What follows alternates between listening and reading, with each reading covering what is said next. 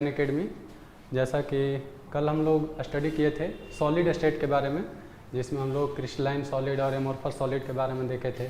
उसके बाद दोनों में डिफरेंस देखे थे कि क्या क्या दोनों में डिफरेंस होता है। उसके बाद हम लोग देखे थे टाइप ऑफ यूनिट सेल, जिसमें कि 4 टाइप ऑफ यूनिट सेल हम लोग देखे थे। उसमें नंबर ऑफ एटम का चर्चा किए थे। ठीक है, तो अब हम लोग क्लास को स्टार्ट करते हैं। ठीक है, और कुछ चीज़ों को समझते हैं डायग्राम के माध्यम से, क्योंकि कुछ चीज़ है जो डायग्राम से ही समझ में आएगा अच्छा से। चलिए समझते हैं। जैसे कल हम बता रहे थे कि एक क्वाइज्ड के बारे में बता रहे थे कि एक क्वाइज्ड होता है और एक क्वाइज्ड ग्लास होता है। तो बताए थे कि जो क्वाइज्ड है, क्वाइज्ड को हम लोग क्रिस्टलाइन सॉलिड के बारे में बोलते हैं, और जो क्वाइज्ड ग्लास है उसको हम लोग बोलते हैं एमोर्फस सॉलिड। अब समझिए यहाँ पे जैसा कि हम बताए थे कि क्रिस्टलाइन सॉलिड में क्या होता है कि एटम का जो अरेंजमेंट होता है वो एक फिक्स्ड ऑर्डर में होता है, एक रेगुलर मैनर में होता है। ठीक है, और इसमें क्या एमोर्फस में बताए थे कि रेगुलर मैनर में अरेंजमेंट नहीं होता है।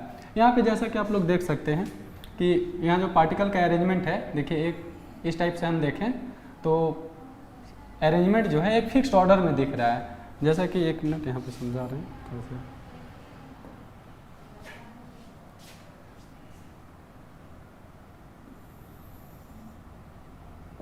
ठीक है, जैसे यहाँ पे हम लोग देखते हैं कि ए, जैसे इस पैटर्न में हम लोग चलते हैं तो एक रैंडम ऑर्डर हमको दिख रहा है, हेक्सागोन दिख रहा है ऐसे।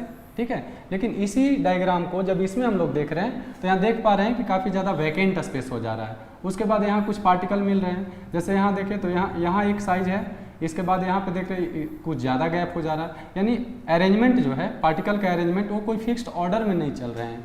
इसी कारण इसको हम लोग क्या बोल देते हैं, एमोर्फस सॉलिड बोल देते हैं। अब देखिए एक और आता है कि इसका भी फॉर्मूला क्या होता है, SiO2। ठीक है, जिसको हम लोग क्वाइज्ड बोलते हैं, और ये भी SiO2, इसको बोल देते हैं क्वाइज्ड ग्लास। ठीक है, तो ऐसा क्वेश्चन आता है कि क्वाइज्ड को क्वाइज्ड ग्लास में कैसे बनाया जाता है। तो देखिए इसको बनाने का यही है कि हम इसको मेल्ट करते हैं, जो क्वाइज्ड हुआ इसको हम लोग मेल्ट करते हैं, और मेल्ट करने के बाद रैंडमली इसको क्या किया जाता है, कंडेंस्ड कर दिया जाता है, कूल करके, और सॉलिड बना दिया जाता है। तो ये बन जाता है क्वाइज्ड से क्वाइज्ड ग्लास बन जाता है। चलिए अब इसके बारे में तो हम लोग समझ चुके हैं। अब हम लोग नेक्स्ट देखते हैं।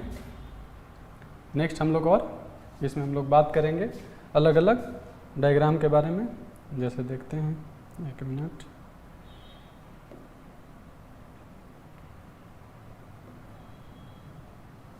चलिए इसमें आते हैं। ऐसे तो इसके बारे में हम चर्चा करेंगे, और कल भी चर्चा किए थे। जैसे इसके बारे में बता रहे थे, जैसे ग्रेफाइट होता है, एक मिनट लेते हैं। चलिए यहाँ पे ग्रेफाइट के बारे में बताए थे, ये भी हेक्सागोन में ही स्ट्रक्चर में आता है। ठीक है, इसमें कल चर्चा कर रहे थे कि ये जो कार्बन होता है, कार्बन 3 बॉन्ड से बॉन्ड होता है, जैसे 1, 2 और 3, और 1 इलेक्ट्रॉन जो है वो बच जाता है, जिसके कारण ये क्या करता है, इलेक्ट्रिक करंट फ्लो करता है। हर कार्बन देख रहे हैं कि 3-3 से जुड़ा हुआ है। ठीक है, और ये इसी के कारण ये इलेक्ट्रिक करंट फ्लो करता है। बट डायमंड में देखते हैं कि हर कार्बन 4 बॉन्ड से जुड़ा हुआ रहता है। ठीक है, और इसमें कोई भी अनपेयर्ड इलेक्ट्रॉन यहाँ पे बचता नहीं है। जितने भी वैलेंस इलेक्ट्रॉन है इसमें सारे बॉन्डेड हैं। ठीक है, इसी कारण इसका काफ़ी ज़्यादा कॉम्पैक्ट स्ट्रक्चर बनता है डायमंड का, और काफ़ी ज़्यादा अगर बोला जाए कि नेचुरली अकरिंग सब्सटेंस में सबसे ज़्यादा हार्डेस्ट मटेरियल कौन सा है, तो उसको हम लोग डायमंड को बोलते हैं। ठीक है, चलिए अब हम लोग और भी समझते हैं। जैसे कल चर्चा कर रहे थे यूनिट सेल के बारे में, तो प्रिमिटिव क्यूबिक यूनिट सेल के बारे में बात कर रहे थे। तो उसमें बताए थे कि जो एटम होते हैं, देखिए इसको 3 तरह से यहाँ पे रिप्रेजेंट किया गया है। ठीक है, ये कल हम बता रहे थे कि 8 कॉर्नर पे एटम यहाँ पे एडजस्ट करता है। ठीक है, लेकिन ये तो नॉर्मल रिप्रेजेंटेशन होता है। इसी को और थोड़ा स्टैंडर्ड वे में रिप्रेजेंट करें तो इस टाइप से रिप्रेजेंट करेंगे। ठीक है, एक्चुअली ऐसा रिप्रेजेंटेशन और ऐसा रिप्रेजेंटेशन में काफ़ी ज़्यादा टाइम लगता है। ठीक है, और पैटर्न को समझने में भी काफ़ी दिक्कत होता है। इस कारण से इजी वे में बुक या कॉपी में इस टाइप से दिया हुआ रहता है समझने के लिए। लेकिन हाँ, अगर ओरिजिनल वे में देखा जाए तो ये जो एटम है यहाँ पे ये अटैच्ड रहते हैं।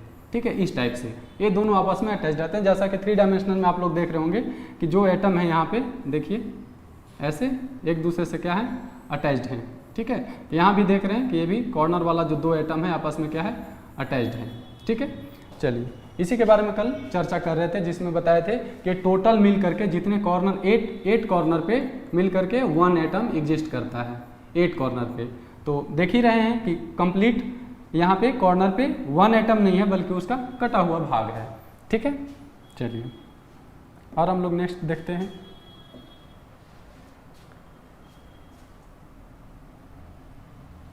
चलिए और नेक्स्ट हम लोग पैटर्न वगैरह नेक्स्ट जैसा जैसा होगा वैसा हम समझाएंगे, ठीक है।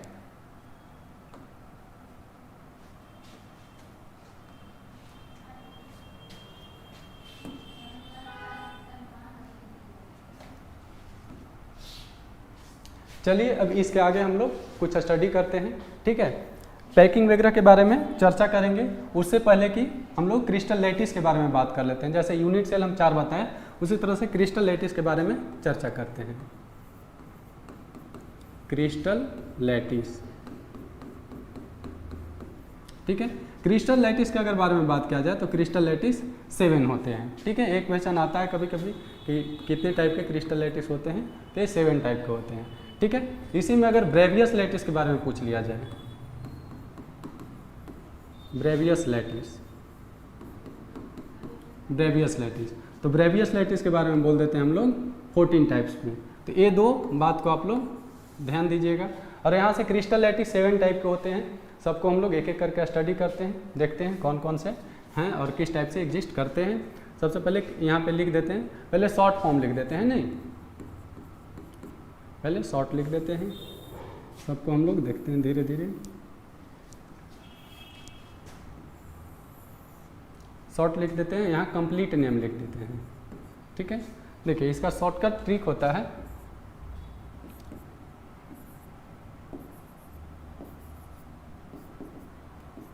देखिए होता है इसका शॉर्टकट ट्रिक है कटोमर हट। इस बात को ध्यान रखिएगा, कटोमर हट। सी किसको रिप्रेजेंट करता है, क्यूबिक को रिप्रेजेंट करता है, ठीक है। इसके बाद यहाँ से होता है टेट्रागोनल, टेट्रागोनल वो होता है ऑर्थोरोम्बिक, ऑर्थोरोम्बिक, ऑर्थोरोम्बिक, इसी को रोम्बिक भी बोला जाता है, इसी को रोम्बिक भी बोलते हैं। ऑर्थोगोनल भी इसको बोलते हैं, इसी को ऑर्थोगोनल भी बोलते हैं, ऑर्थोगोनल, ठीक है। एम मोनोक्लिनिक, क्या होता है, मोनोक्लिनिक, ठीक है। आर होता है रोम्बोहेड्रल, क्या होता है, रोम्बोहेड्रल, रोम्बोहेड्रल, ठीक है। एच होता है हेक्सागोनल, हेक्सागोनल, क्या होता है, हेक्सागोनल। टी होता है ट्राइक्लिनिक, क्या होता है, ट्राइक्लिनिक, ट्राइक्लिनिक, ठीक है। चलिए तो यहाँ से क्या याद रखना है, कटोमर हट, ठीक है। देखिए कुछ कुछ ट्रिक से भी हम लोग देखेंगे, क्योंकि इतना ज़्यादा चीज़ है कि सारे चीज़ को रटना याद करना थोड़ा कॉम्प्लिकेटेड है। तो कुछ कुछ को हम लोग कोशिश करेंगे ट्रिक के माध्यम से याद करते चले जाएं, जिससे कि चीज़ें आसान होते चला जाएगा। तो याद कर लेना है कटोमर हट, ठीक है। ये यहाँ से कटो और यहाँ से हो गया मर और यहाँ से हो गया हट। ये 3 पॉइंट को याद रखना है, कटोमर हट, ठीक है। सी क्या होता है, क्यूबिक। टी होता है टेट्रागोनल। और तो ओ क्या होगा, ऑर्थोरोम्बिक, रोम्बिक या फिर ऑर्थोगोनल, इसका 3 नाम हो जाता है। एम किसको कहते हैं, मोनोक्लिनिक। आर किसको कहते हैं, रोम्बोहेड्रल। एच हुआ हेक्सागोनल और टी हुआ ट्राइक्लिनिक, ठीक है। अब आते हैं इसमें एज वगैरह के बारे में हम लोग बात करते हैं, एज के बारे में बात करते हैं। तो एज में देख लीजिए, एज जो होता है इसमें तीनों इक्वल होता है, A equal to B equal to C, ठीक है। इसमें अगर बात किया जाए तो ए इक्वल टू बी होता है बट नॉट इक्वल टू सी होता है, ठीक है। ऑर्थोरोम्बी के बारे में बात किया जाए तो ए नॉट इक्वल टू बी, इस बात को बहुत ध्यान से समझिएगा, बहुत सारा क्वेश्चन यहाँ से पूछा जाता है, ठीक है। इसमें तीनों इक्वल नहीं होता है, एक बात यही सेम रिपीटेशन होता है, ए नॉट इक्वल टू बी और नॉट इक्वल टू सी, ठीक है। यहाँ तक कोई दिक्कत नहीं होना चाहिए, ठीक है।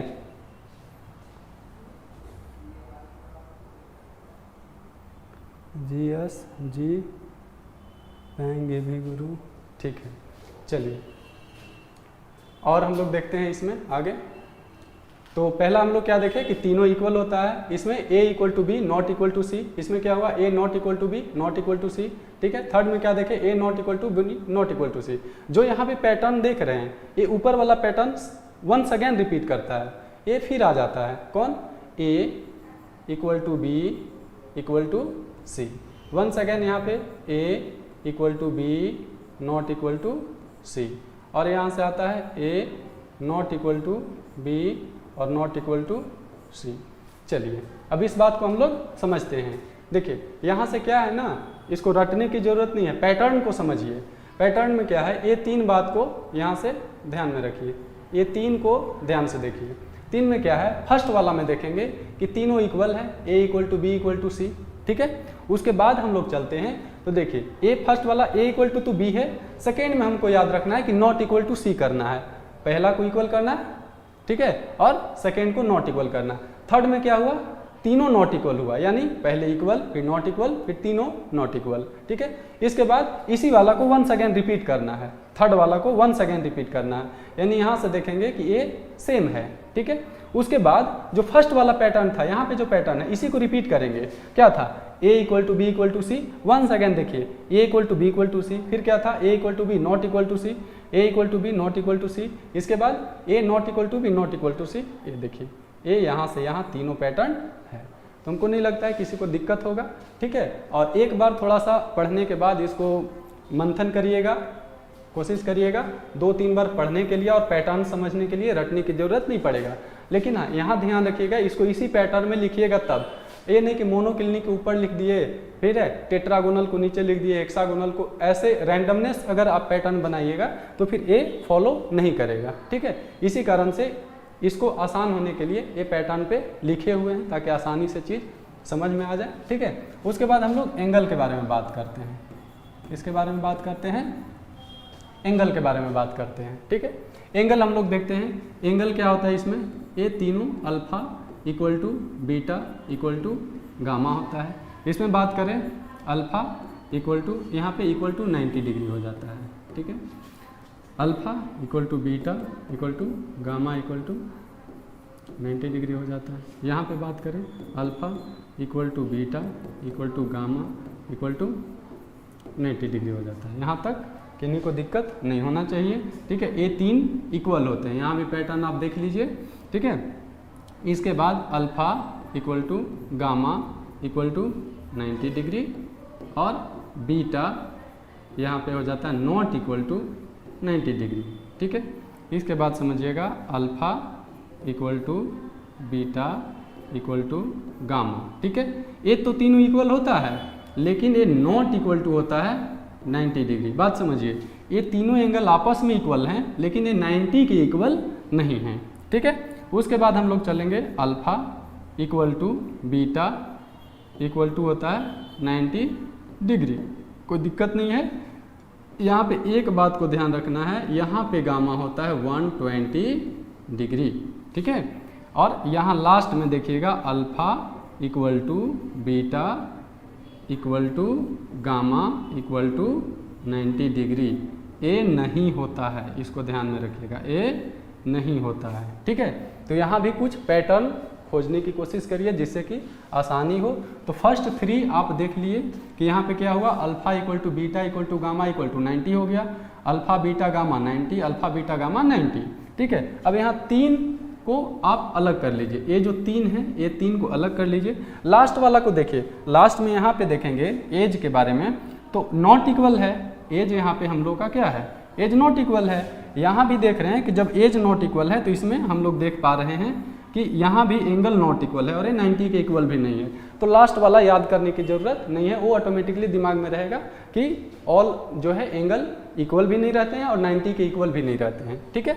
चलिए अब ये 3 के बारे में बात समझते हैं। तो देखिए यहाँ पे थोड़ा सा सोचिए कि अल्फा के बाद हम लोग क्या पढ़ते आ रहे हैं, अल्फा बीटा, यहाँ अल्फा बीटा ना करके अल्फा गामा आ जाता है, और हर जगह था alpha equal to beta equal to gamma equal to 90, तो यहाँ से गामा को हटा लेंगे, अल्फा इक्वल टू डायरेक्ट क्या है, सॉरी बीटा को हटा लेंगे, alpha equal to gamma, alpha equal to gamma, beta नहीं है, बीटा को यहाँ से हटा करके किसको लेंगे, अल्फा को, alpha equal to gamma equal to 90। तो यहाँ से एक पॉइंट को याद रखना है कि इसमें क्या आ जाता है, alpha equal to gamma equal to 90। और बीटा कहाँ चला गया, तो बीटा इसमें सहमत नहीं था, बोल रहा था 90 हम नहीं रहेंगे, ठीक है। तो बोला ठीक है नहीं रहोगे तो अलग जाओ, तो ये बीटा अलग चला गया और वो 90 के इक्वल नहीं रहा, इसलिए वो अलग चला गया, ठीक है। अगला हम लोग आते हैं, तो यहाँ पे बीटा अलग हो गया, फिर बीटा यहाँ पे साथ में आ गया, alpha equal to beta equal to gamma.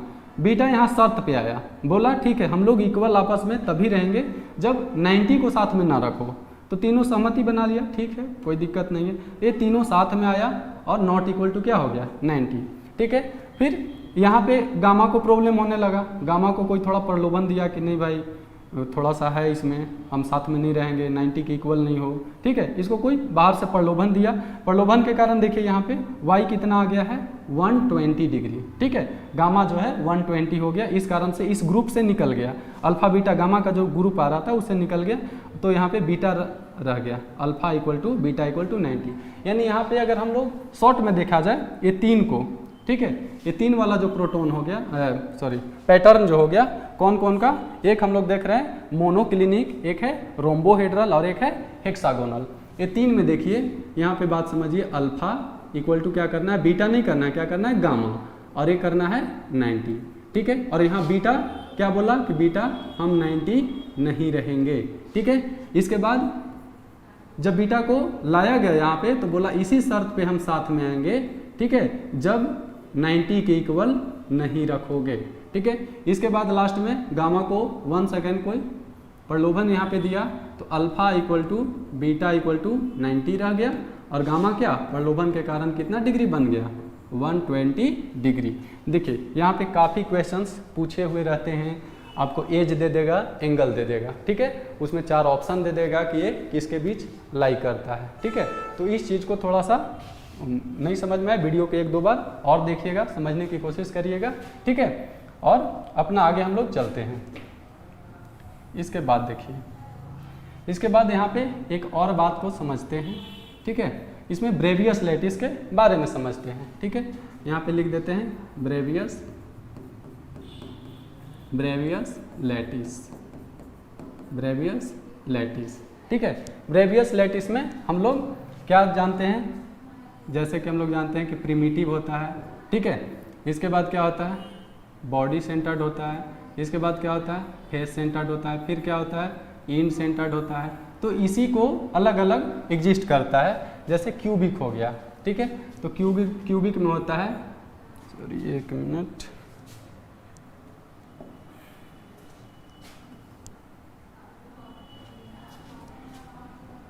एक साथ लिखते हैं ताकि आसान हो याद करने में, ठीक है। P हो गया, फिर B हो गया और फिर F हो गया, ठीक है। इसमें अगर बात करेंगे तो P होगा और B होगा, ठीक है। थर्ड वाला में बात करेंगे, P होगा, B होगा, F होगा और E होगा, इसमें चारों हो जाते हैं, ठीक है। इसके बाद इसमें अगर बात करें तो P होगा और एक E होगा, ठीक है। इसके बाद इसमें हम लोग चलेंगे तो इधर P होते चला जाता है ना, केवल प्रिमिटिव एग्जिस्ट करता है, P और P, ठीक है। अब यहाँ पे PBF क्या है नहीं समझ में आ रहा होगा, पिछले क्लास का लेक्चर देखेंगे, ठीक है। यहाँ पे P किसके बारे में बात कर रहा है, प्रिमिटिव क्यूबिक यूनिट सेल, ठीक है, प्रिमिटिव क्यूबिक यूनिट सेल, ठीक है। B किसके लिए है, body centred cubic unit cell, ठीक है, BCC। F किसके लिए है, face centred cubic unit cell, ठीक है, FCC।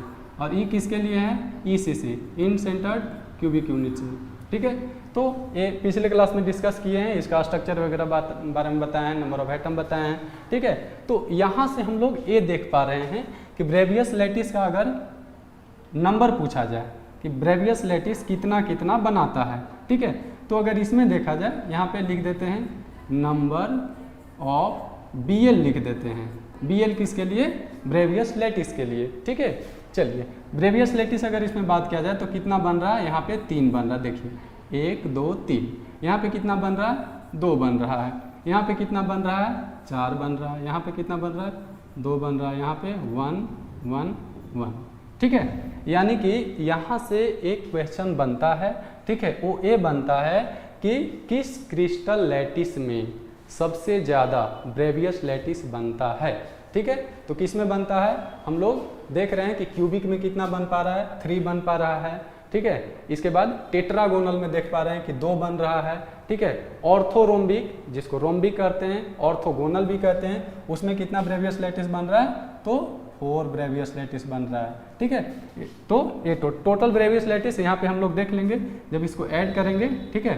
3 2 5 4 9 2 11 12 13 और 14, तो इसको हम बताए थे स्टार्टिंग में ही, ठीक है, कि टोटल ब्रेवियस लैटिस का संख्या कितना है, 14 है, ठीक है। तो यहाँ से ऐड कर दिए तो कितना आ गया हम लोग का, 14 आ गया। इस बात को यहाँ पे ऐड कर लिए, तो total number of Bravais lattice यहाँ 4 हो गया।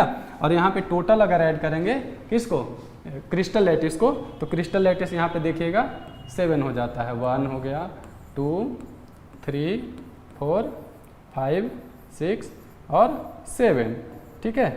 चलिए यहाँ तक किन्हीं को कोई दिक्कत नहीं है।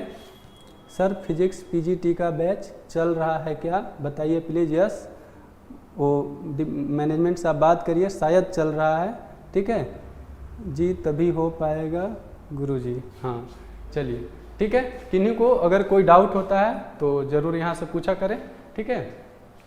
चलिए अब हम लोग इसको नेक्स्ट चलते हैं। यहाँ पे हमको नहीं लगता है किन्हीं को दिक्कत है, ठीक है। चलिए अब इसको हम लोग आगे इसी में समझते हैं। देखिए इसी में कुछ कुछ और भी पॉइंट है, इसको और एक ट्रिक से याद रख सकते हैं, नंबर ऑफ ब्रेवियस लैटिस को याद रख सकते हैं, ठीक है। यहाँ पे 2 डिजिट को याद कर लीजिए, एक याद रखिए 32 को, ठीक है, एक हो गया 32 और एक हो गया 42, ठीक है। समझिए 32 और 42 है, यानी 32 32 में 10 जोड़ देते हैं 42 बन जाता है, 32 42 लास्ट में 1 1 1, ठीक है। इसको 2-3 बार दिमाग में करिएगा कि ब्रेवियस लैटिस का पैटर्न क्या है, 32 42, ठीक है, इसके बाद 1 1 1, ठीक है। और इसको कटोमर हट, ठीक है, कटोमर हट 2-4 बार पढ़ लीजिएगा, ठीक है, कि कहाँ पे क्या क्या है, ठीक है। यहाँ पे एक और बात को आप लोग समझ लीजिएगा, ठीक है, कि जो रोम्बोहेड्रल है, ठीक है, रोम्बोहेड्रल है, इसको हम लोग जो है ट्राइगोनल भी कहते हैं, ठीक है। क्या कहते हैं, ट्राइगोनल, ठीक है।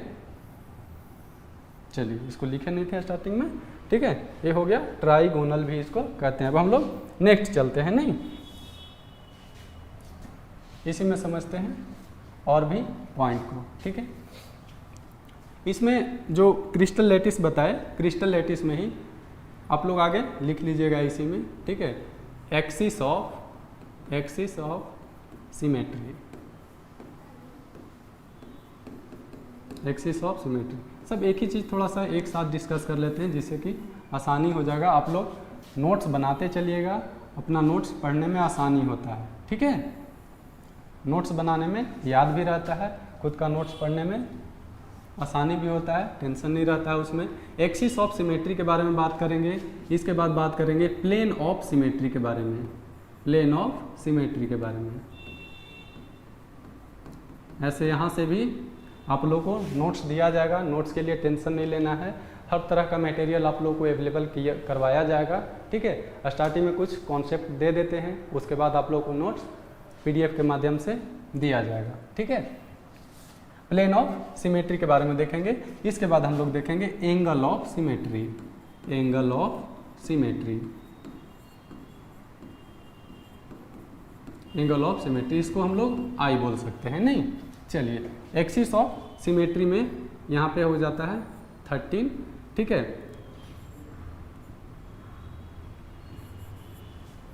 ठीक है, क्या हो जाता है 13, इसके बाद क्या है 3, इसके बाद हो जाता है 1 7 7 और 0।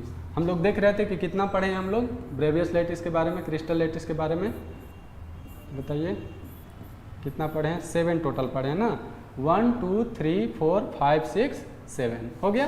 तो अगर पूछा जाए कि एक्सिस ऑफ सिमेट्री, ठीक है, और यहाँ पे क्या बताए थे, बताइए आप लोग, ट्रिक क्या था, कटो, ठीक है, इसके बाद मर, इसके बाद क्या था हट, कटोमर हट, ठीक है।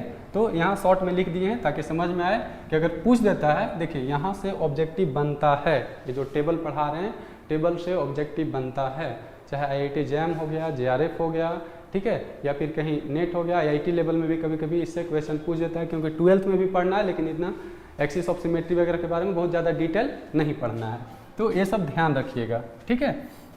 तो यहाँ पे देखिए ट्रिक याद कर लीजिएगा। ट्रिक क्या है, 2-3 बार रिपीट करिएगा, ठीक है। यहाँ पे एक बात याद रखिएगा 13, ठीक है, 13 और उसके बाद 53, ठीक है, 13, 53, 177, ठीक है। ये 1 तो अलग दिख ही रहा है, 1, इसके बाद 7 7 और लास्ट वाला हो जाता है 0। 13, 53 यानी 13, 53, 1 7 7 0, ठीक है। 2-3 बार इसको रिपीट करिएगा। क्या, 13, 53, 1770, ठीक है। यानी अगर ऐसे बात करें 13, 53, 1 7 7 0, ठीक है। और उसी तरह से यहाँ भी सेम पैटर्न है, 13 के जगह पे क्या आ जाता है 9, ठीक है। तो 9, 53, 177, 9, 53, 177 और यहाँ क्या हो जाएगा 0। देखिए काफ़ी आसान है, 13, 53, 1770, इसके बाद 9, 53, 1770, कोई दिक्कत नहीं है। एंगल ऑफ सिमेट्री तो हर बच्चे लोग को याद रहेगा। एंगल ऑफ सिमेट्री में यहाँ 1 हो जाता है, इसके बाद सारे 0 होते हैं, ठीक है। ये काफ़ी आसान है, ऐसा ही रहता तो काफ़ी अच्छा रहता है याद करने में, पढ़ने में, ठीक है। चलिए, ठीक है। अब यहाँ पे टोटल सिमेट्री के बारे में अगर बात किया जाए, टोटल सिमेट्री के बारे में बात किया जाए तो टोटल सिमेट्री अगर क्यूबिक में बात किया जाए तो यहाँ पे ऐड करके लिख देना है, ठीक है। 9 और 1 10, 10 और 10 20 और 3 23। तो अगर क्यूबिक में बोला जाए तो कितना हो जाता है 23 टोटल नंबर ऑफ सिमेट्री हैं। अगर ट्राई क्लिनिक में टेट्रागोनल में बोला जाए तो 5 और 5 10, यहाँ पे कितना है 10 है। इसके बाद इसी तरह से आप लोग लिख भी सकते हैं, 3 और 3 कितना हो गया 6 हो गया, ठीक है। और 1 और 1 कितना हो गया 2 हो गया, ठीक है। और 7 7 कितना हुआ 14, यहाँ 7 7 14, इसके बाद लास्ट में क्या होता है 0। चलिए अब यहाँ से हम आप लोग से क्वेश्चन पूछते हैं, उम्मीद है आप लोग बताइएगा, ठीक है। यहीं पे हम क्वेश्चन लिख देते हैं। क्वेश्चन है कि हाईएस्ट सिमेट्री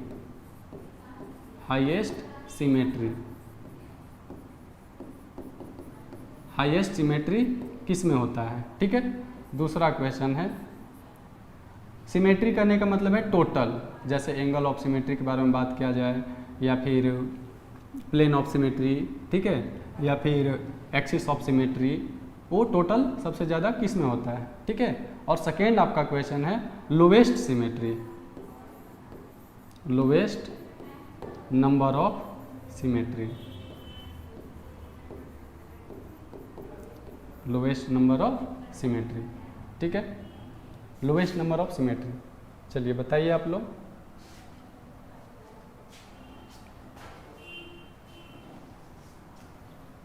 चलिए हाईएस्ट नंबर ऑफ सिमेट्री हम लोग देखते हैं, ठीक है।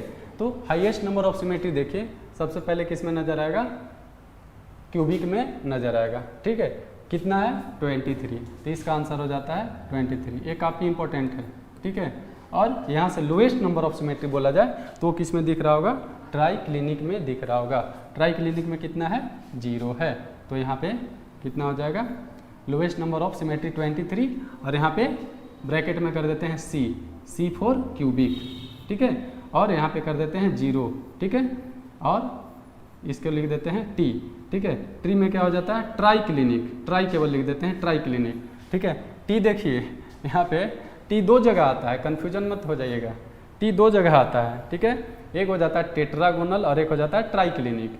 तो सबसे नीचे में जो आता है ट्राई वाला आता है, ऐसे भी समझिए ट्राई मतलब 3, उसका पोजीशन सबसे नीचे है, ठीक है। टेट्रा यानी ज़्यादा है, वो ऊपर में है, ठीक है। चलिए तो इतना लगभग हो गया, तो आप लोग समझ पा रहे होंगे, ठीक है। अब हम लोग नेक्स्ट चलते हैं। इसमें यहाँ पे ट्रिक बता ही दिए। सबसे पहले क्या है कटोमर हट है, ठीक है। उसके बाद एक और चीज़ आप लोग को थोड़ा समझाते हैं, ठीक है। इसको लगता है नहीं बताया, नहीं, ये जो है ब्रेवियस लैटिस, इसके बारे में ब्रेवियस लैटिस का भी देखिए। ये तो हम लोग जान रहे हैं कि PBFE ये पैटर्न है, ठीक है, जिसको जैसे जो बार बार रिपीट करता है, ठीक है। तो क्यूबिक में अगर बात किया जाए तो देखिए PBF, इसको ऐसे ही समझना है PBF। देखिए पहला में क्या हो गया, पहला में है PBF, ठीक है। दूसरा में जब चलेंगे तो यहाँ से F नहीं है, केवल P और B है, केवल क्या है PB, ठीक है। तो पहला में क्या रहेगा PBF, फिर क्या रहेगा PB, केवल 2 ही रहेगा, तीसरा गायब हो जाता है। इसमें चारों आ जाता है, चारों क्या आ जाता है PBFE, ठीक है। इसके बाद PBFE में फिर से अब यहाँ पे क्या था PB था ना, ठीक है। अब यहाँ से P और क्या आ जाता है E आ जाता है, F नहीं रहता है, P और E आ जाता है। उसके बाद लास्ट में PPP। तो ये बिल्कुल आसान है, थोड़ा सा इसको माइंड मेकअप करिए। का स्टार्टिंग में क्या है PBF है, PBF, उसके बाद क्या है P और B है, ठीक है। उसके बाद क्या है टोटल है PBFE, ठीक है। उसके बाद में क्या रहेगा तो P और E रहेगा, ठीक है। चलिए 2 रहता है, ये बात को ध्यान में रखिएगा कि यहाँ पे 2 रहता है तो याद करने में आसानी हो जाएगा, ठीक है। PBF, इसके बाद P और B, उसके बाद PBFE, उसके बाद 2 रहता है लेकिन PB नहीं रहता है, P और E रहता है, ठीक है। चलिए तो हमको लगता है इसको बार बार आप लोग देखिएगा तो हो जाएगा, कोई ज़्यादा टफ नहीं है, ठीक है। और यहाँ से क्वेश्चन आते हैं, इसलिए आप इसको ध्यान से कर लीजिएगा। अब हम लोग आगे आते हैं नेक्स्ट टॉपिक में, ठीक है। चलिए नेक्स्ट टॉपिक में, ठीक है। यहाँ पे कितने लोगों का डाउट होगा कि क्या अल्फा बीटा गामा क्या, ऐसे हम आगे पढ़ाएंगे जब डिफ्रैक्शंस ब्रेवियस लॉ वगैरह पढ़ाएंगे, वहाँ पे डिफ्रैक्शन वगैरह वहाँ पे हम चर्चा करेंगे। ऐसे आप लोगों को शॉर्ट में बता देते हैं, ठीक है। चलिए इस टाइप से सपोज करिए, 1 मिनट यहाँ नहीं बनाते,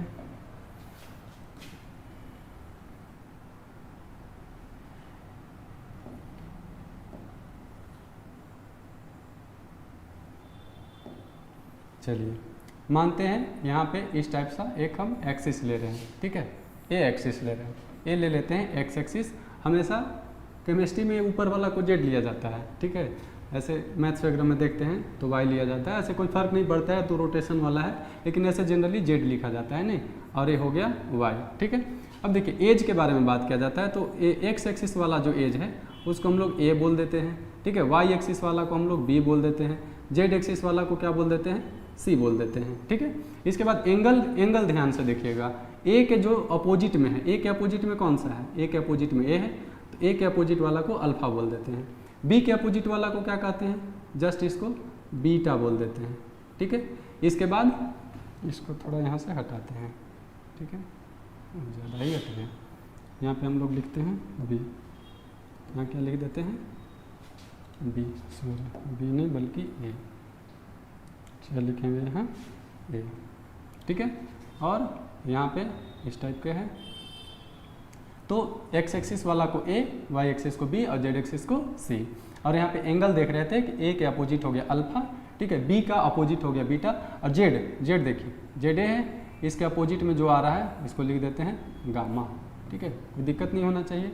तो यहाँ एक्स एक्सिस को क्या कहते हैं ए, और ए के जो अपोजिट होता है उसको क्या कह देते हैं अल्फा। इसके बाद हो गया क्या वाई वाला को लिखते हैं बी, और बी के जो अपोजिट हो जाता है उसको क्या कर देते हैं बीटा।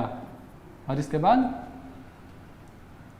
अल्फा हो गया एक्स वाई, और इसके बाद हो गया जेड को क्या लिखते हैं सी, और इसके अपोजिट वाला जो हो जाता है उसको क्या लिख देते हैं अल्फा बीटा और गामा, ठीक है। चलिए ये हो गया, छोटा सा पॉइंट था इसलिए बता दिए। एक चीज़ और यहाँ पे देख लीजिए, बहुत ही इंपॉर्टेंट है, इस चीज़ को ध्यान में रखिएगा। नंबर ऑफ एटम, जैसा कि हम बताए थे आप लोग को प्रीवियस क्लास में, उसी से रिलेटेड है, ठीक है। ये यूनिट सेल मान लिए हैं, एक यूनिट सेल में इस तरह से एटम सपोज करिए दे दिए हैं, ठीक है। यहाँ पे क्वेश्चन देखिए, जैसे पूछा जाए कि टोटल नंबर ऑफ कॉर्नर, ठीक है। तो टोटल नंबर ऑफ कॉर्नर के बारे में बात किया जाए तो टोटल नंबर ऑफ कॉर्नर कितने होते हैं, ठीक है। तो सब लोग जानते हैं कि कॉर्नर कितने होते हैं 8 होते हैं, ठीक है।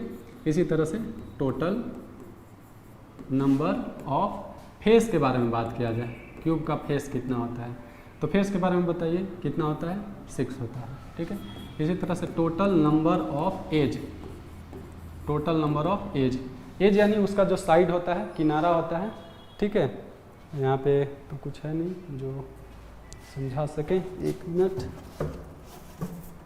जैसे बुक के बारे में देखते हैं तो इसमें एज देखते हैं, तो यहाँ पे 2 एज हो गया, 2 4 हो गया, इधर 2 हो गया 6, और इधर हो गया 2 8। इसके बाद ए वाला जो दिख रहा है यहाँ पे, ठीक है, ए 9, फिर यहाँ पे ए इधर से 10, फिर हो गया 11 और यहाँ पे जो ए बन रहा है 12, ठीक है। टोटल कितने होते हैं 12, सॉरी, ठीक है। एज कितने होते हैं 12 होते हैं, ठीक है। चलिए और आगे इसमें देखते हैं हम लोग डायगोनल के बारे में देखते हैं, ठीक है। क्या देखेंगे, फेस डायगोनल के बारे में देखेंगे। फेस डायगोनल, फेस डायगोनल, ठीक है। तो देखिए एक डायगोनल में कितने तरह से हम बना सकते हैं। एक फेस में, फेस देखिए किसको बोलता है, जैसे देखिए ए वाला जो है ना यहाँ पे, ये जो दिख रहा है इसको हम लोग फेस बोल देते हैं, ठीक है। अब इसमें डायगोनल, अब इसको हम बाहर निकालते हैं, यहाँ पे ऐसे बाहर निकाल दिए। अब यहाँ पे समझिए, यहाँ पे कितना डायगोनल बना सकते हैं, 2 डायगोनल बना सकते हैं, ठीक है। इसी को डायगोनल बोलते हैं, तो 2 डायगोनल बना सकते हैं। तो यानी एक फेस में 2 डायगोनल, एक फेस में 2 डायगोनल। तो कितने फेस हैं टोटल, 6 फेस हैं। तो 6 फेस में कितना डायगोनल, 6 × 2, यानी कितना डायगोनल, 12 डायगोनल, ठीक है। इसी तरह से बॉडी डायगोनल के बारे में बात करते हैं। बॉडी डायगोनल, ये सब न्यूमेरिकल में थोड़ा काम आएगा, ठीक है। बॉडी डायगोनल के बारे में बात करते हैं। बॉडी डायगोनल को बात समझिए, बॉडी डायगोनल में क्या है, जैसे कॉर्नर टू कॉर्नर, ठीक है। जैसे एक स्क्वायर या एक क्यूब लेते हैं, तो इस कॉर्नर से उस कॉर्नर अपोजिट साइड में बात करते हैं। जैसे यहाँ पे ए वाला जो है, ये जो कॉर्नर हुआ, इस कॉर्नर से हम लोग अपोजिट वाले कॉर्नर में, जैसे इसको इससे मिला देंगे हम लोग, ऐसे इस कॉर्नर से इस कॉर्नर को मिला दिए, एक डायगोनल। उसके बाद हम लोग अपोजिट वाला जब देखेंगे, ए वाला जब देखेंगे, ठीक है, इसको हम लोग इससे मिला दिए, ठीक है। यानी जो अपोजिट साइड में हम लोग को दिखता है, यहाँ पे बनाएंगे तो काफ़ी ज़्यादा जो है ये दिक्कत हो जाएगा, ठीक है। जैसे कि अब मिलाने लगेंगे हम लोग कि मान लीजिए क्यूब है, ठीक है, और क्यूब में नहीं, इसमें रिप्रेजेंट ही करने में दिक्कत हो जाएगा, क्योंकि जैसे मान लीजिए इसको इससे हम लोग मिला देंगे, ठीक है। इसके बाद यहाँ पे है, इसको ऐसे मिला देंगे, ठीक है, 2 हो गया, टोटल 4 हो जाते हैं, नहीं, ठीक है। इसके बाद यहाँ वाला को यहाँ मिला सकते हैं, ठीक है, और यहाँ को यहाँ मिलाएंगे, तो ये 4। यानी ऐसा समझिए, एक बार फिर से हम लेते हैं बुक को, समझाते हैं आप लोग को। सपोज करिए कि ये जो बुक है ये बिल्कुल बीच में हॉल है, ठीक है। तो इस वाले कॉर्नर से इस वाले कॉर्नर पे अंदर से जाने में, ये अपोजिट वाला इस कॉर्नर से इस कॉर्नर में जाने में एक डायगोनल, फिर इस वाले कॉर्नर से इस वाले, यानी 2 तरह से हम लोग रिप्रेजेंट करते हैं। एक ए वाला कॉर्नर, फिर ए कॉर्नर, फिर ए कॉर्नर, फिर ए कॉर्नर। इसी तरह से हम लोग जब टोटल रिप्रेजेंट करेंगे तो कितने हो जाते हैं, टोटल 4 हो जाते हैं, नहीं, कितने हो जाएंगे, 4 डायगोनल। तो बॉडी डायगोनल कितना हो गया, 4 हो गया, ठीक है। अब और अगर इसमें देखा जाए तो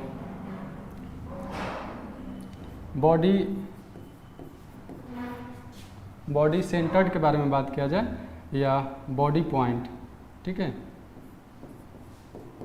बॉडी पॉइंट, ठीक है, बॉडी पॉइंट या बॉडी साइड कह सकते हैं। तो बॉडी साइड कितना हो जाता है, 1 हो जाता है, नहीं,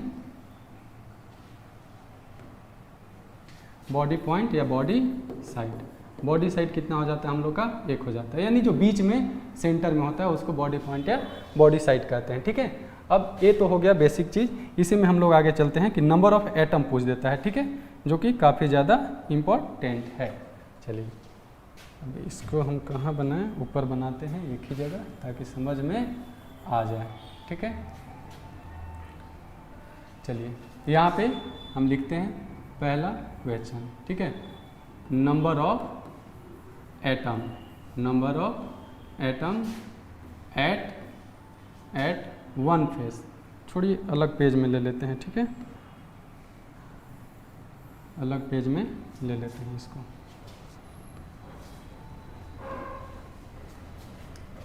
नंबर ऑफ एटम, ठीक है, at 1 corner, at one corner, ठीक है। एक कॉर्नर पे कितना, तो टोटल कॉर्नर कितना होता है, टोटल कॉर्नर होता है 8, ठीक है। तो 1/8 हम लोग बोलेंगे, ठीक है, इतना एटम रहेगा, एक कॉर्नर पे इतना एटम रहेगा। इसी तरह से number of atom at 1 face, ठीक है, 1 फेस। तो बताए हैं कि जो क्यूब होता है, क्यूब में इस टाइप के समझिए बात को, बताए थे कि फेस के बारे में ऐसे कि 2 फेस मिल करके आधा वाला को यहाँ रख देते हैं और आधा को यहाँ पे इस फेस पे रख देते हैं, तो दोनों को जब मिलाएंगे तो टोटल कितना हो जाता है 1। तो दो फेस में कितना एटम, 1 एटम, तो एक फेस में कितना एटम, एक फेस में कितना एटम 1/2 एटम। ठीक है, आधा काट करके, कल इसका चर्चा हम लोग किए थे। ठीक है, कि आधा क्या कर देते हैं, काट देते हैं, एक ही को 2 भाग में बीच में काट के, समझिए फुटबॉल लिए उसको बीच में काट दिए, आधा ऊपर आधा नीचे, तो यहाँ पे फेस में कितना हो जाता है 1/2 एटम हो जाते हैं। ठीक है, इसी तरह से हम लोग बात करेंगे number of atom at 1 corner के जगह 2 कॉर्नर लिख देते हैं, 2 कॉर्नर। ठीक है, आप लोग बताइए 2 कॉर्नर में,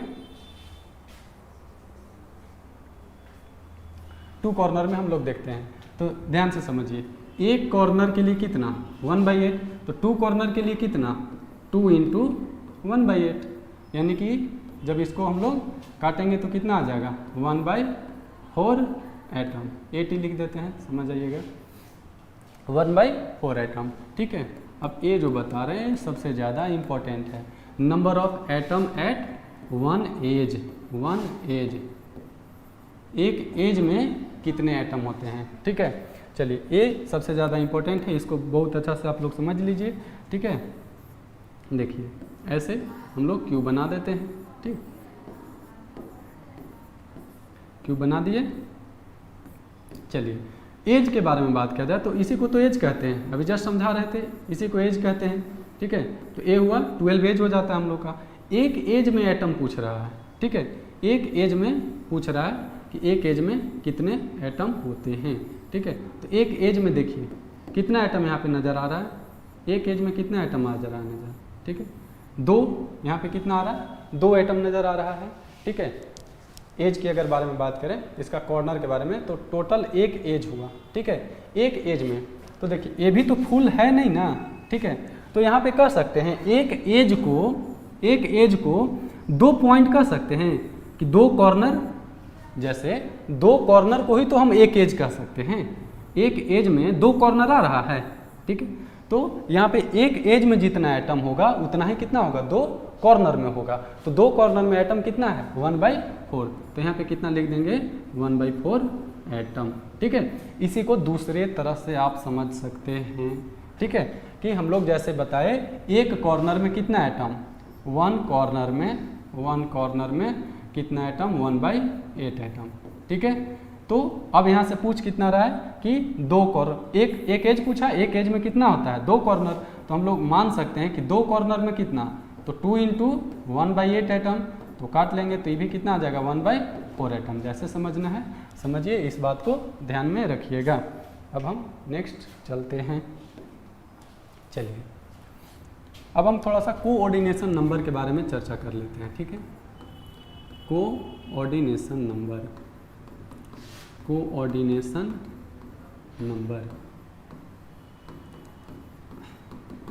चलिए कोऑर्डिनेशन नंबर के बारे में चर्चा करते हैं। देखिए कोऑर्डिनेशन नंबर होता क्या है, तो एक सेंट्रल मेटल एटम है। ठीक है, उस सेंट्रल मेटल में उसके अराउंड जितने भी एटम हैं, आयन हैं, मॉलिक्यूल हैं और उसको अटैच्ड हैं यानी कांटेक्ट में हैं, तो उसको हम लोग बोलते हैं, उसी नंबर को बोलते हैं कोऑर्डिनेशन नंबर।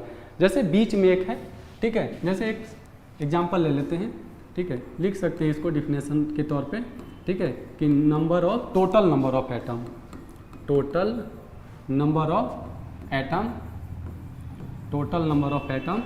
टच या अटैच्ड दोनों कर सकते हैं, अटैच्ड विथ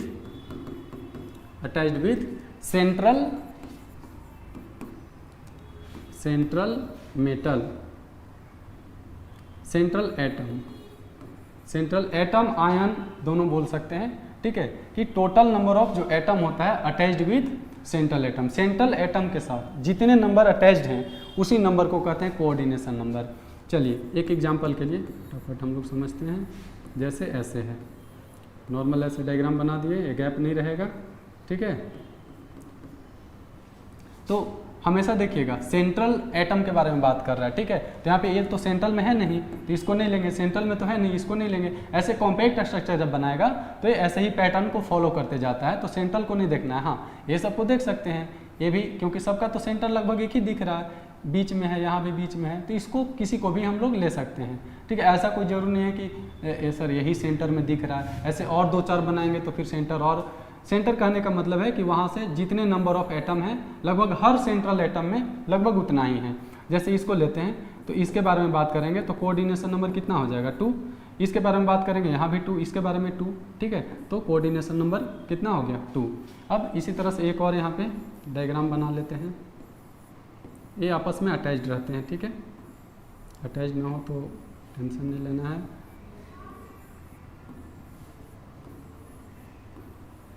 देखिए गैप नहीं रहता है, ठीक है। चलिए अब यहाँ पे सेंट्रल, तो सेंटर में तो ये नहीं है, इधर वाला तो सेंटर में हम लोग बोलेंगे नहीं, इधर भी जो है ये भी सेंटर में नहीं है। सेंटर में आ कौन रहा है, सेंटर में या तो ए आ रहा है, सेंटर में या तो ए आ रहा है, ठीक है। तो किसी एक को हम लोग ले लेंगे, तो देखिए मान लीजिए इसी को लेते हैं, तो इसमें कितना अटैच्ड है 1 2 3 4, कितना को टच कर रहा है, जैसे इसको देखेंगे कितना को टच कर रहा है, तो 1 फिर 2 फिर 3 फिर 4, यानी इसका कोऑर्डिनेशन नंबर के बारे में बात करेंगे तो कितना है 4 है, कोई दिक्कत नहीं है। यानी एक बीच वाला से कितना जुड़ा हुआ है, कितना टच कर रहा है, ठीक है, उसी को कहते हैं कोऑर्डिनेशन नंबर, ठीक है। अब आगे चलते हैं, कोऑर्डिनेशन नंबर के बाद हम लोग थोड़ा सा देख लेते हैं क्लोज पैकिंग के बारे में, ठीक है। उसके बाद जो है कोऑर्डिनेशन नंबर के बारे में और भी हम लोग चर्चा करेंगे, ठीक है। चलिए हम लोग बात करते हैं close packing of atom, close packing of atom in a crystal, close packing of atom in a crystal, ठीक है। तो क्लोज पैकिंग क्या होता है, तो देखिए कोई भी सॉलिड जब बनता है तो सॉलिड के बारे में आप लोग को बताया ही कि जब ये बनता है तो आपस में कॉम्पैक्ट स्ट्रक्चर बनाना चाहता है, जितना ज़्यादा कॉम्पैक्ट स्ट्रक्चर बनाएगा उतना ही ज़्यादा क्या होगा, स्टेबल हो जाएगा। और यूनिवर्स में जितने भी लोग हैं, जितने भी हैं, चाहे नेचुरल हैं, सब कोई क्या चाहते हैं कि हम क्या बन जाए, स्टेबल बन जाएं, ठीक है। जैसे आप ही लोग हैं तो क्या चाह रहे हैं कि जॉब वगैरह ले करके अपना स्टेबल हो जाएं, तो स्टेबिलिटी मेंटेन करने के लिए कोई भी जो सॉलिड होते हैं वो कॉम्पैक्ट स्ट्रक्चर बनाते हैं, तो उसी को हम लोग क्लोज पैकिंग कहते हैं। अब किन्हीं का रहता है कि वो बहुत ज़्यादा क्लोज पैक नहीं हो पाते हैं, कोई बहुत ज़्यादा ही क्लोज पैक हो जाते हैं, तो इसका पैटर्न क्या क्या है उसको हम लोग यहाँ पे समझते हैं, ठीक है। तो क्लोज पैकिंग के मतलब समझ में आ गया कि स्टेबिलिटी को मेंटेन करने के लिए जो क्रिस्टल होते हैं कॉम्पैक्ट स्ट्रक्चर बनाते हैं, ठीक है, उसी को हम लोग क्लोज पैकिंग कहते हैं, ठीक है। डिफिनेशन तो आप लोग को पूछेगा नहीं, ठीक है, डिफिनेशन से ही क्वेश्चंस को निकालेगा, तो ऐसे नोट्स जो प्रोवाइड करेंगे आप लोग को उसमें प्रॉपर डिफिनेशन सबका रहेगा, तो डिफिनेशन के लिए ज़्यादा चिंता ना करें, ऐसे भी ऑब्जेक्टिव क्वेश्चन है तो कोशिश करें जितना फैक्ट है उसको लेने का, ठीक है। डिफिनेशन तो आप लोग एकेडमी में पढ़े ही होंगे, ठीक है, ग्रेजुएशन पीजी वगैरह में पढ़े ही होंगे, ठीक है। तो क्लोज पैकिंग वही होता है। अब यहाँ पे समझते हैं कि किस टाइप के पैटर्न को फॉलो करता है क्लोज पैकिंग, तो शॉर्ट में यहाँ लिख देते हैं क्लोज पैकिंग, ठीक है।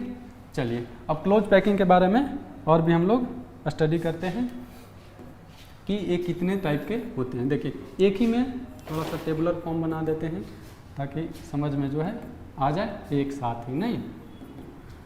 चलिए क्लोज पैकिंग में एक होता है लीनियर क्लोज पैकिंग, जिसको हम लोग 1 डायमेंशनल कर सकते हैं, क्या कर सकते हैं 1D, 1 डायमेंशनल, या इसी को लीनियर कर सकते हैं,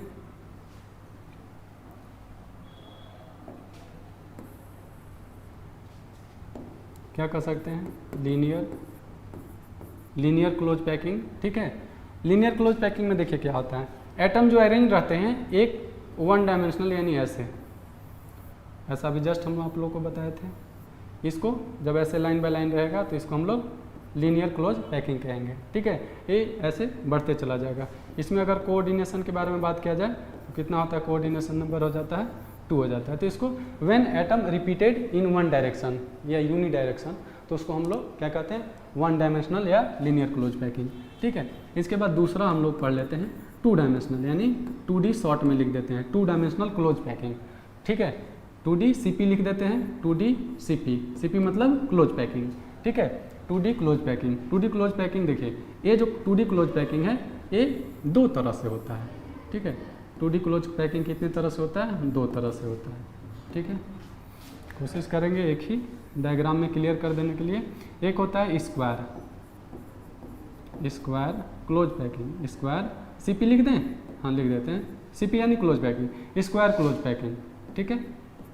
चलिए दूसरा क्या होता है, hexagonal close packing, hexagonal CP लिख देते हैं, हेक्सागोनल क्लोज पैकिंग, ठीक है।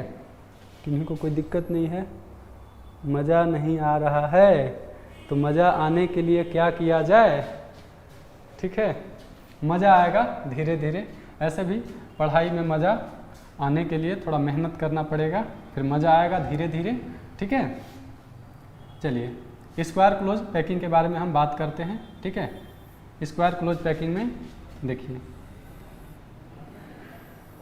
एटम का अरेंजमेंट को यहाँ समझिएगा, ठीक है। एक वन डायमेंशनल हो गया, जस्ट इसी के ऊपर क्या करते हैं, एटम को अरेंज करते हैं, ठीक है। जस्ट इसी के ऊपर अरेंज कर दिए, फिर इसी के ऊपर जस्ट ऐसे रख दिए,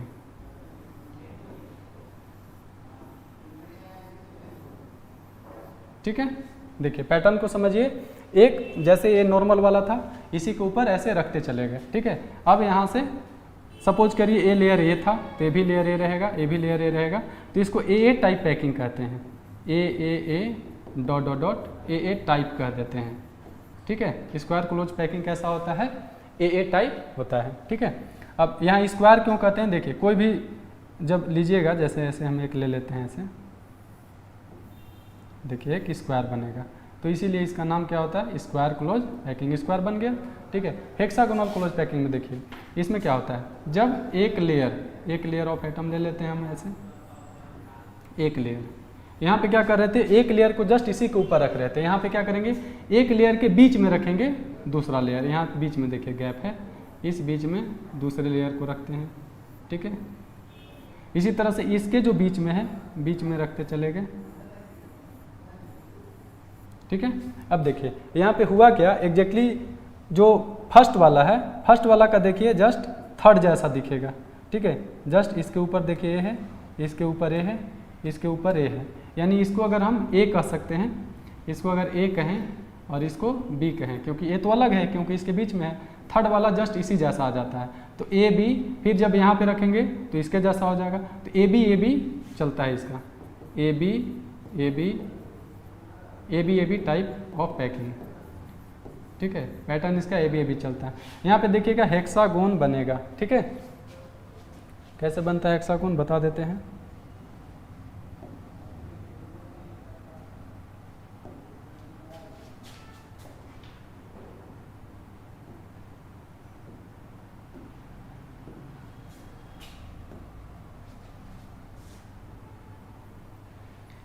जैसे मान लीजिए ऐसे हम रख दिए,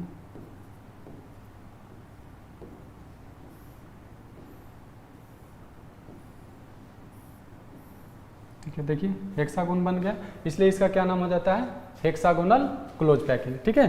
अब नंबर ऑफ एटम ध्यान से देख लीजिए, यहाँ पे नंबर ऑफ एटम या coordination number, number of atom नहीं बोलेंगे, क्या बोलेंगे, CN लिख देते हैं, कोऑर्डिनेशन नंबर।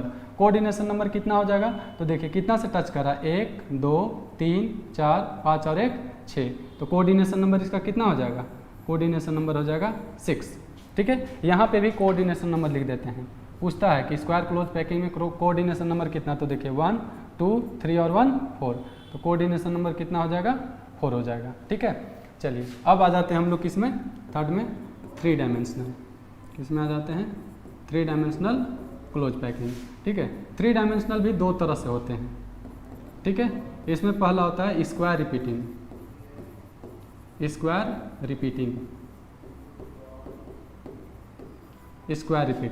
और इसमें क्या होता है, हेक्सागोनल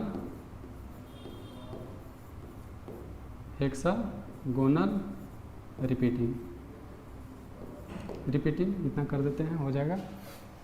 चलिए स्क्वायर रिपीटिंग में क्या होता है ना, कि देखिए यहाँ पे बहुत ध्यान से समझिएगा, ये जो स्क्वायर क्लोज पैकिंग है, एक पैटर्न है, इसी के ऊपर एक और पैटर्न रखते हैं, एक और पैटर्न, सेम जो लेयर है, सपोज करिए कि एक फुटबॉल जो है ऐसे लेयर बना दिया गया है, और अगला फुटबॉल जस्ट इसके ऊपर रखना है, इसके ऊपर अगला जो लेयर चढ़ेगा इसी के ऊपर जस्ट रखना है, फिर थर्ड वाला भी जस्ट इसी के ऊपर हम लोग रखते चले जाएंगे, यानी सेम पैकिंग बनता है 3 डायमेंशनल में भी। तो इसको स्क्वायर क्लोज पैकिंग कहते हैं। सबसे ज़्यादा गैप पूछा जाए कि सबसे ज़्यादा पैकिंग में सबसे ज़्यादा गैप किस में रह जाता है, तो स्क्वायर क्लोज पैकिंग में ही गैप रह जाता है। ठीक है, अब हेक्सागोनल क्लोज पैकिंग में क्या है, हेक्सागोनल क्लोज पैकिंग 2 तरह से हो जाते हैं। ठीक है, हेक्सागोनल क्लोज पैकिंग को हम लोग बताते हैं नेक्स्ट पेज में। क्या ले लेते हैं, hexagonal close packing, hexagonal close packing. देखिए अगला भी इससे 2 बन जाता है हेक्सागोनल क्लोज पैकिंग से। ठीक है, जिसको हम लोग एक को क्या बोलते हैं, HCP। HCP यही हुआ हेक्सागोनल क्लोज पैकिंग, लेकिन यहाँ पे 3 डायमेंशनल में हुआ। ठीक है, इस क्या हुआ, hexagonal close packing, hexagonal close packing. ठीक है, ये 3D के लिए हुआ नहीं, और यहाँ पे क्या हो जाता है, CCP को कहते हैं cubic close packing, cubic close packing. ठीक है, इसका जो स्ट्रक्चर होता है सेम हो जाता है FCC जैसा। FCC के बारे में बताएं, face centred cubic unit cell. तो CCP का स्ट्रक्चर जैसा कैसा होता है, FCC के जैसा होता है। ठीक है, अब इसमें हम लोग समझते हैं, ये तो 3 डायमेंशनल है, तो 3 डायमेंशनल को तो समझने के लिए थोड़ा सा ये करना होगा, कोशिश करना होगा समझने के लिए। ठीक है, अगले क्लास में इसको 3 डायमेंशनल फिगर से हम अच्छा से समझा देंगे। ठीक है, यहाँ पे देखिए क्या होता है,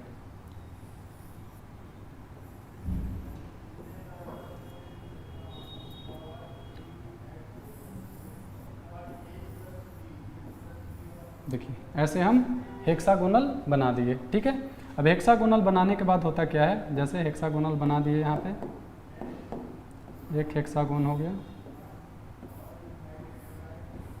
ठीक है, इसी हेक्सागोन के जस्ट ऊपर में, ठीक है, एक और इस टाइप के एटम का पैटर्न बना देते हैं। ठीक है, ये लेयर हो जाता है। ठीक है, फिर इसके नीचे जस्ट ऐसा ही पैटर्न चलता है। ठीक है, यहाँ पे हम लोग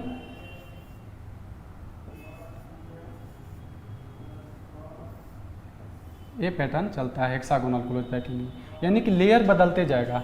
इसको अगर ए लेयर बोलते हैं तो इसको क्या बोलना होगा, बी लेयर। फिर वंस अगेन जैसे यहाँ पे अगर इसको ए बोलें तो ये बी हो गया, फिर ए हो गया, ऐसे चलते चला जाएगा। ठीक है, तो यहाँ पे अगर इसमें बोला जाए कि टाइप ऑफ पैकिंग क्या होता है, तो A B A B A B A B A B A B type. ठीक है, इसमें अगर बात किया जाए किसका, कोऑर्डिनेशन नंबर का, कोऑर्डिनेशन नंबर CN कहीं भी लिख रहे हैं तो उसको कोऑर्डिनेशन नंबर समझना है, नहीं। ठीक है, कोऑर्डिनेशन नंबर इसमें समझिए, तो यहाँ पे कोऑर्डिनेशन नंबर इसका कितना हो जाता है, 12। ठीक है, 12 कैसे हो जाता है, देखिए यहाँ पे जैसे ए सेंट्रल मेटल एटम है। ठीक है, सेंट्रल मेटल के जस्ट बगल में देखिए 1 2 3 4 5 और 1 6 जुड़ा हुआ है इससे।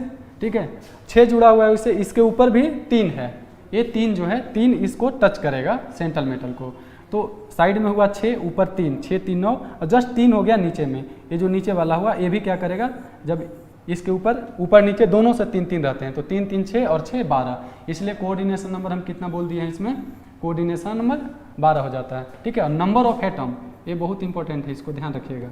Number of atom, number of atom जो होता है इसमें नंबर ऑफ एटम 6 होता है। ठीक है, कोऑर्डिनेशन नंबर 12 और नंबर ऑफ एटम 6 होता है। ठीक है, इसके बाद हम आते हैं CCP में। CCP में भी ऐसा ही पैटर्न अगले क्लास में बिल्कुल 3D फिगर को लेकर के और समझा देंगे। ठीक है, चलिए यहाँ पे हम बात करते हैं क्यूबिक क्लोज पैकिंग में। तो क्यूबिक क्लोज पैकिंग को एक पैटर्न ऐसे ही बनाते हैं। ठीक है, पहले तो इसमें भी एक हेक्सागोन बनता ही है।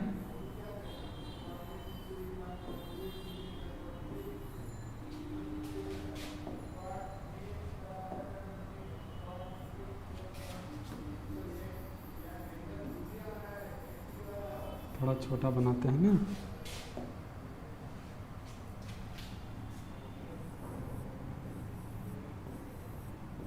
यहाँ पे एक हेक्सागोन बना लेते हैं।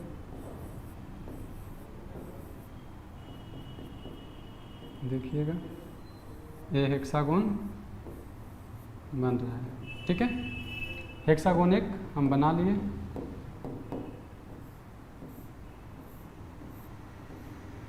ठीक है, अब यहाँ पे देखिए, यहाँ पे पैटर्न क्या चल रहा था, यहाँ पे ऐसा पैटर्न चल रहा था, एक हेक्सागोन।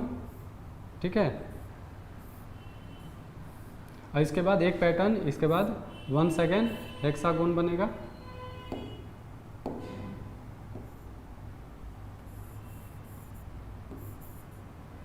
ठीक है,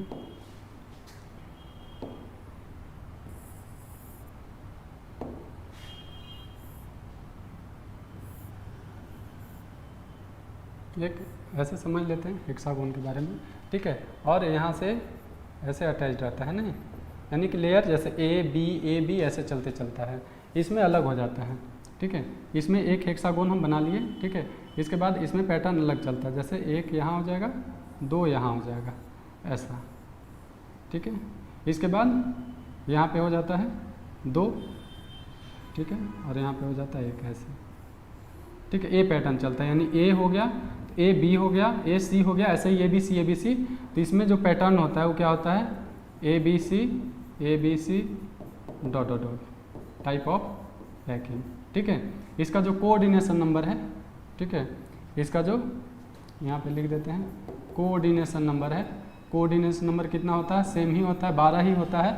जैसे इसमें भी अगर बात समझिएगा तो जैसे ये पैटर्न हम बनाए तो यहाँ पे इस वाले पैटर्न यहाँ भी बीच में ही रहेगा, क्योंकि जैसे 1 2 3 इसके बाद वंस अगेन हेक्सागोन आएगा, और जब इसको हेक्सागोन को यहाँ रखेंगे तो इसके नीचे जस्ट 3 रहेगा। ठीक है, तो यहाँ पे ये वाला जो 3 है यहाँ पे भी हम ऐसे बना देते हैं शॉर्ट में समझने के लिए, ऐसे 1 2 3। ठीक है, इसके बाद फिर ए रहेगा, फिर ए रहेगा, क्योंकि ये रिपीट करते रह रहा है ना। तो यहाँ पे सेंट्रल मेटल देखिए 6 अटैच्ड है, 1 2, ठीक है, 3 4 5 और 1 6 इसके साथ है, 6 और 3 देखिए, 3 ऊपर और 3 नीचे, तो 6 3 और 3 12। तो कोऑर्डिनेशन नंबर कितना होता है, 12। इसके बाद नंबर ऑफ एटम जो बात करेंगे, नंबर ऑफ एटम, तो नंबर ऑफ एटम इसमें कितना होता है, 4। क्यों, क्योंकि ये जस्ट एफसीसी जैसा क्लोज पैकिंग बनाता है। तो एफसीसी में कितना होता है, 4 एटम होते हैं। ठीक है, अब इसमें अगर समझना है कि इसमें 6 एटम कैसे होते हैं, इसमें थोड़ा समझ लीजिए कि 6 एटम जो है वो 6 एटम कैसे हैं, तो इस फिगर से समझिएगा।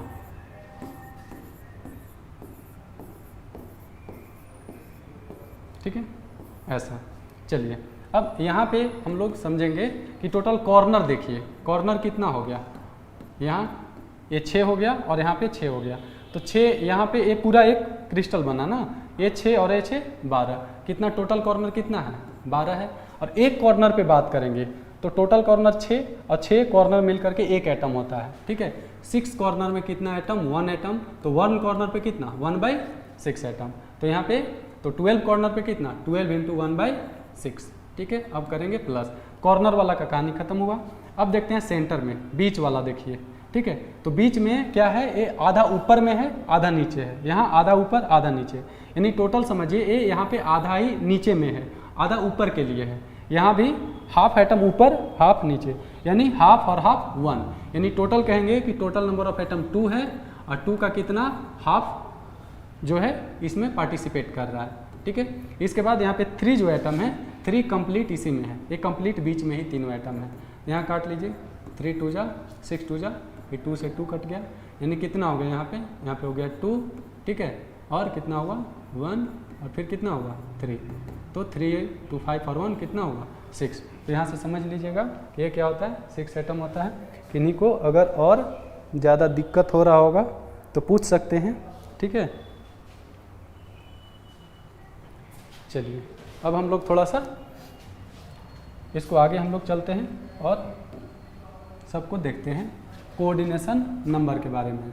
ठीक है, कोऑर्डिनेशन नंबर के बारे में देखते हैं। ठीक है, तो हम लोग सबसे पहले देख लेते हैं कि हेक्सागोनल HCP के बारे में, HCP देख लेते हैं। उसके बाद CCP क्यूबिक क्लोज पैकिंग, या इसी को क्या कहते हैं हम लोग, FCC कह देते हैं। ठीक है, चलिए, तो यहाँ पे अगर हम बात करें HCP में नंबर ऑफ एटम बात करें, ठीक है, नंबर ऑफ एटम, तो नंबर ऑफ एटम HCP में कितना बताया, 6 बताया, इसमें कितना बताया, 4 बताया। CN कोऑर्डिनेशन नंबर के बारे में बात करें तो कोऑर्डिनेशन नंबर कितना होता है 12, इसका भी कोऑर्डिनेशन नंबर कितना होता है 12, ठीक है। स्क्वायर क्लोज पैकिंग के बारे में बात करेंगे तो स्क्वायर क्लोज पैकिंग तो ठीक है 12 भी होता है, ठीक है। चलिए यहाँ तक किन्हीं को कोई दिक्कत?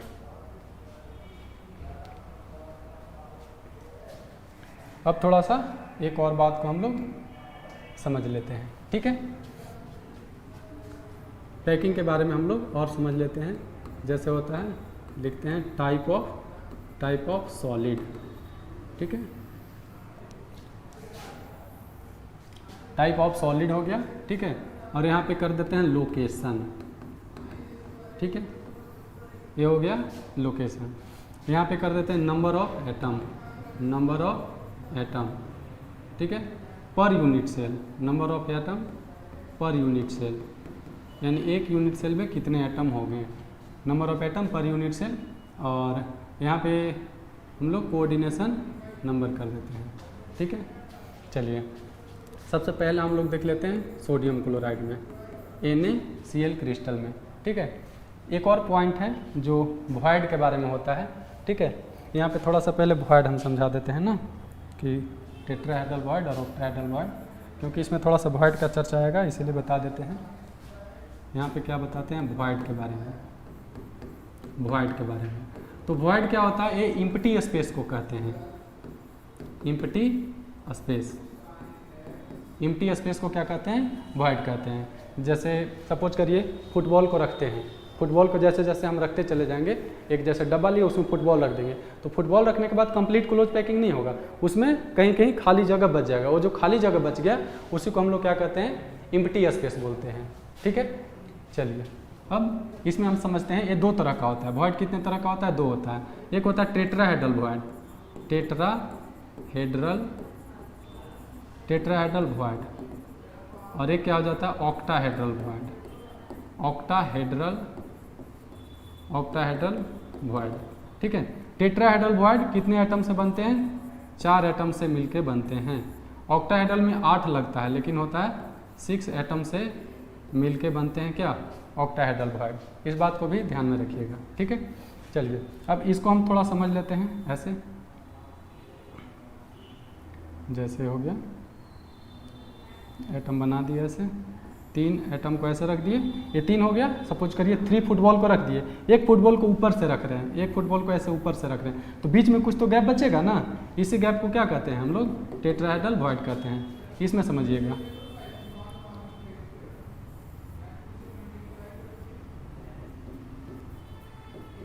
ये हो गया 3 एटम को हम लोग रख दिए। अब देखिए बनाने के बाद काफ़ी ज़्यादा कॉम्पैक्ट स्ट्रक्चर हो जाएगा, इसलिए अभी बात को समझिए। अभी यहाँ पे रख दिया, ये जो गैप बच रहा है ना, इस गैप में एक एटम को रखे, फिर ये जो यहाँ पे गैप है इस गैप में एक एटम को और रखे, फिर यहाँ जो गैप बच रहा है इस गैप में एक एटम को और रखे। यानी कि यहाँ पे क्या कर रहे थे, बीच में रख दिए। यहाँ बीच में नहीं रखना, साइड में रखना है। 3 फुटबॉल को यहाँ इसके ऊपर नहीं, इसके ऊपर नहीं, बीच में, इसके ऊपर नहीं, इसके ऊपर नहीं, बीच में, इसके ऊपर नहीं, इसके ऊपर नहीं, बीच में। जब ऐसे रखेंगे तो बीच में क्या बचेगा, कुछ कुछ स्पेस बचेंगे, और ये जो स्पेस बचेगा उसी स्पेस को हम लोग क्या बोल देते हैं, हम लोग बोल देते हैं ऑक्टाहेड्रल वॉइड, ठीक है। तो यहाँ टोटल 3 नीचे 3 ऊपर कितने एटम था, 6, और यहाँ 4 एटम। चलिए अब NaCl में क्रिस्टल में अगर बात करें तो यहाँ पे ध्यान दीजिएगा कि जो लार्जर होता है, ठीक है, जो लार्जर होता है वो कहाँ होता है, सेंटर में होता है, ठीक है। तो यहाँ पे Cl माइनस होता है, ठीक है, Cl माइनस, और एक क्या हो जाता है, Na प्लस हो जाता है, ठीक है। Cl माइनस कहाँ पे रहता है, FCC पे रहता है, ठीक है। Na कहाँ रहता है, ऑक्टाहेड्रल, OD लिख रहे हैं यानी ऑक्टाहेड्रल वॉइड में रहता है, ठीक है। हमेशा बीच में कौन रहेगा, जो बड़ा होगा। यहाँ पे बड़ा का है, कौन है, सोडियम मेटल है, ठीक है। सोडियम मेटल इसलिए कहाँ रहेगा, सेंटर में रहेगा, और FCC पे रहेगा, ठीक है। नंबर ऑफ एटम अगर बात किया जाए तो नंबर ऑफ एटम यहाँ पे कितना हो जाता है, कोऑर्डिनेशन नंबर, ठीक है। नंबर ऑफ एटम यहाँ पे कितना रहता है, 6 और 6 रहता है, ठीक है। कोऑर्डिनेशन नंबर के बारे में बात करेंगे तो इसमें कोऑर्डिनेशन नंबर भी कितना हो जाता है, 6 और 6 हो जाता है, ठीक है। चलिए दूसरा हम लोग देख देते हैं, ZnS, जिसको जिंक ब्लेंड कहते हैं, ठीक है। S 2- हो गया, और Zn कितना हो गया, 2+ हो गया, ठीक है। ये भी FCC बनाता है, ठीक है। और Zn2+ के बारे में बात करें तो Zn2+ यहाँ पे tetrahedral, alternate tetrahedral, alternate tetrahedral, TD लिख देते हैं, tetrahedral bond. Alternate tetrahedral bond पे कौन रहता है? Zn2+, ठीक है। नंबर ऑफ एटम इसमें बात कर रहे हैं तो नंबर ऑफ एटम कितना होता है? 4 कोऑर्डिनेशन नंबर भी कितना हो जाता है? 4 कोऑर्डिनेशन नंबर हो जाता है, क्योंकि FCC बना रहा है, ठीक है। थर्ड में अगर बात किया जाए, ठीक है, थर्ड में हम लोग बात कर देते हैं किसका? CaF2 का, CaF2 का, ठीक है। CaF2 में देखेंगे कि यहाँ पे कौन रहेगा? हम लोग का कैल्शियम रहता है और यहाँ पे क्या रहता है? फ्लोरीन रहता है। कैल्शियम कितना? 2+, फ्लोरीन -, ठीक है। इसके बारे में बात करेंगे तो ये टेट्राहेड्रल वॉइड में ही रहता है, ठीक है। और ये भी कौन बनाता है? FCC लेटिस बनाता है। अब देखिए कैल्शियम कितना होता है? कैल्शियम FCC में नंबर ऑफ एटम कितना होता है? Number of unit per unit cell बता रहे हैं ना, तो FCC में 4 होता है। अब ध्यान से समझिएगा, कैल्शियम ये 1 यूनिट रिप्रेजेंट कर रहा है ना, तो 1 यूनिट के लिए हो गया 4, तो फ्लोरीन कितना हो जाएगा? जब एक के लिए 4 तो इसके लिए कितना हो जाएगा? 8। इस बात को बहुत आसानी से समझिए, नहीं तो कन्फ्यूजन हो जाएगा। कैल्शियम में FCC है इसलिए नंबर ऑफ एटम किसमें कितना है? 4, तो फ्लोरीन में कितना हो जाएगा? एक के लिए है 4, तो 2 के लिए 4 2 जा 8, तो इसमें कितना हो जाएगा? 8। और कोऑर्डिनेशन नंबर जस्ट उल्टा हो जाता है, यहाँ पे हो जाएगा 4 और यहाँ पे हो जाएगा 8। इसका कहने का ये मतलब है कि कैल्शियम के चारों तरफ 8 फ्लोरीन रहेंगे और फ्लोरीन के चारों तरफ कितना रहेंगे? जो है 4 कैल्शियम रहेंगे, ठीक है। इस बात को यहाँ पे समझिए। इसी टाइप से एक और बताते हैं, हो गया, ठीक है। चलिए CaCl के बारे में बात कर लेते हैं, सीजियम क्लोराइड के बारे में, ठीक है। यहाँ पे सीजियम क्लोराइड के बारे में बात करते हैं तो एक ले लेते हैं सीजियम और एक ले लेते हैं क्लोराइड, CH+ और A- है, ठीक है। तो A जो है CS जो है A बॉडी सेंटर्ड में रहता है, बॉडी सेंटर में रहता है,